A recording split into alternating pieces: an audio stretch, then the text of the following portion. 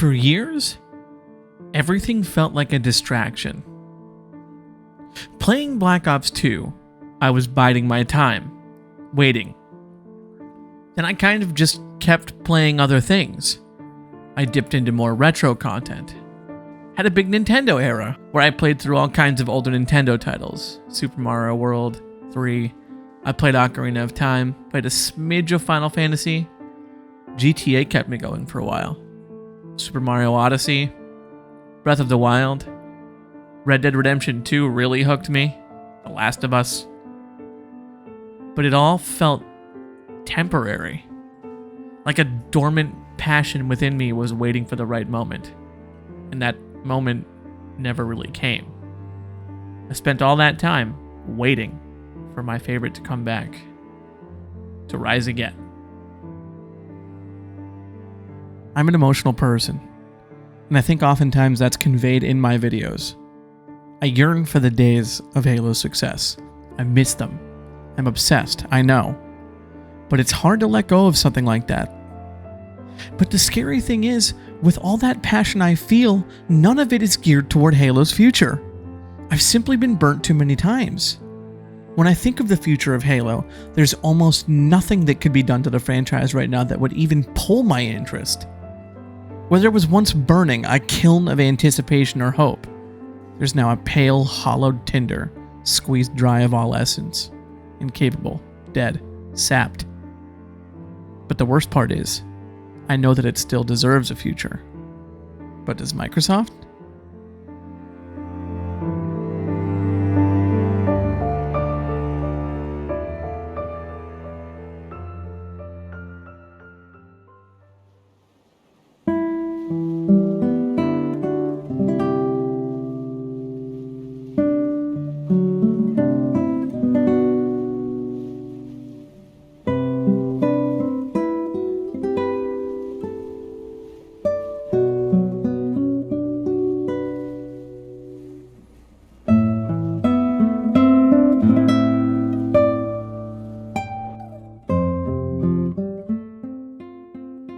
I don't wish for a future for Halo Infinite, truthfully.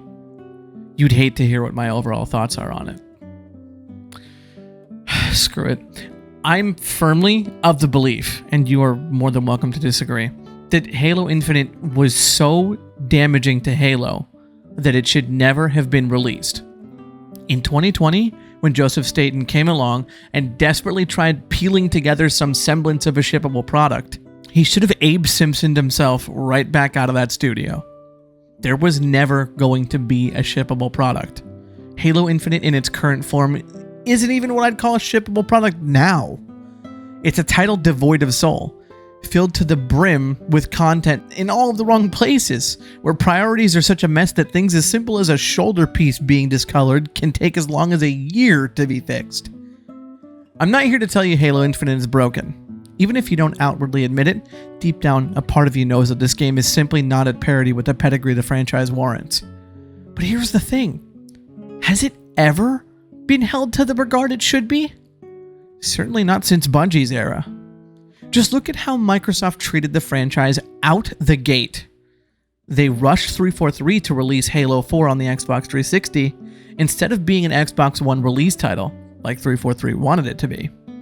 343 then seemed to have internally some creative differences mid-development of Halo 5, because there were some pretty seismic departures in the weeds of production, and somehow we wound up with whatever the hell the story in Halo 5 is supposed to be.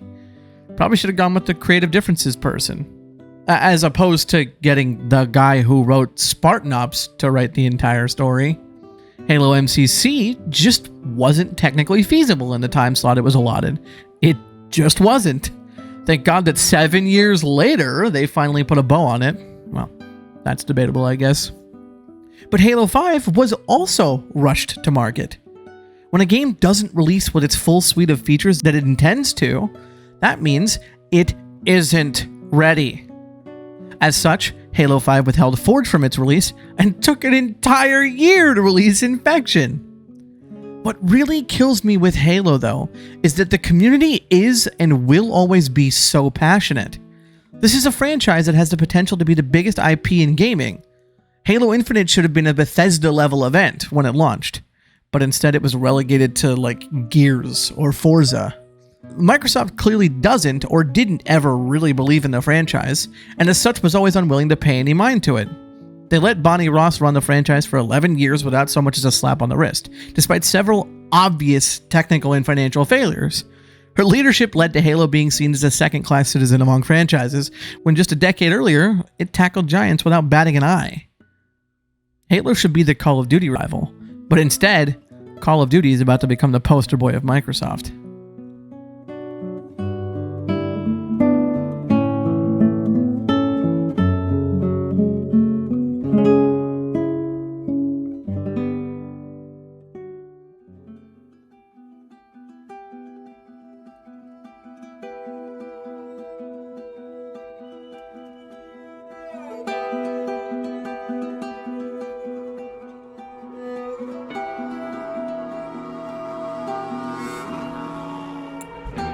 I'm sure you're aware that Microsoft is currently attempting to purchase Activision, right? How couldn't you be? It's the talk of the town. Consider the following. If you're Microsoft and you've purchased Activision Blizzard, this means you now have Call of Duty, Overwatch, Diablo, World of Warcraft, StarCraft, etc. Why do you give a shit about Halo anymore? Do you give a shit about Halo anymore when you have so many more time-tested titles that have consistently outsold the previous? I don't think you do. But I also think that's entirely the point. Microsoft has agreed to purchase Activision, and the catch is that the Xbox division of Microsoft, of course, has to turn a profit. Do you think Halo turns a profit? Do you believe that Halo Infinite and MCC, with their abysmal metrics, are making Microsoft any money? If they are, it's incredibly negligible, but the truth is that they likely aren't. You don't gut your entire workforce and scale back on future planned content because you're printing money.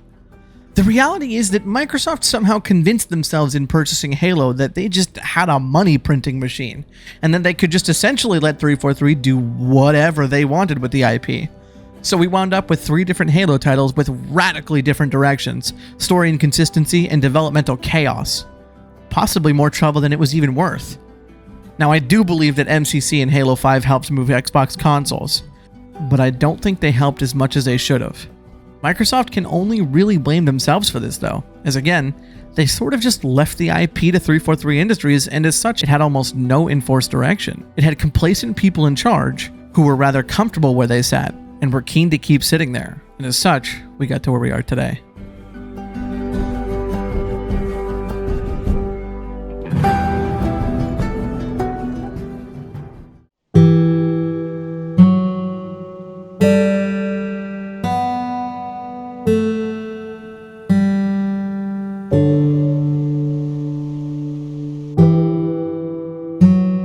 Many times through the duration of my producing Halo content, I've often asked the question of what makes Halo Halo? Usually my answer is that there is no defining feature. I think there are recurring themes of hope, the underdog fighting against all odds, tragedy and loss, sacrifice. But those are just what I believe, though. To some it may be the opposite. What's astounding to me is seeing people develop a passion for Halo even now when it's suffering as much as it is. Perspective is a funny thing, and to anyone who hasn't played before, Halo Infinite may look to be in tip-top shape. Easy to not see the cracks when you've only just seen the paint job. But there's still an underlying passion built up beneath the surface. It's buried pretty deep, but it's there. You just have to know where to look. If you're like me, you know a lot of people personally that are a part of the Halo community. As such, you see things like these fan accounts that work on renders. You see mods being made on MCC. You see what Infinite Forges is up to as of late. You see people making machinima to this day. Doesn't matter how much time has passed. People will always find a way to display their passion for the franchise. There will always be people who are there for Halo, even when Halo isn't there for them. I really think that the Halo IP has never been lower than it is right now. It's spiraling, lost, plunging into an abyss. But its existence perpetuates in the minds of many as an unrelenting force of wonder.